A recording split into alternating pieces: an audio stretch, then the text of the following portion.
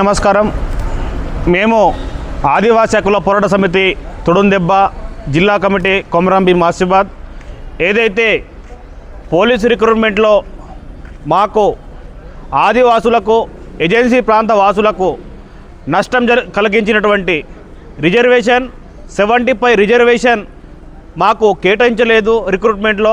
కాబట్టి మేము ఆ రోజు నాడు అంటే ఈ నెల 19 తారీఖు నాడు అంటే రేపు లేదు ఎల్లుండి బుధవారం నాడు కొమరంభీం జిల్లా అంతటా కూడా ఏజెన్సీ మండలాలు ఏవైతే ఉన్నాయో అంతటా కూడా సంపూర్ణంగా బంద్ నిర్వహించుటకు ఆదివాసీ హక్కుల పోరాట సమితి తుడుందెబ్బ రాష్ట్ర జాతీయ నాయకత్వాలు పిలుపునివ్వడం జరిగింది.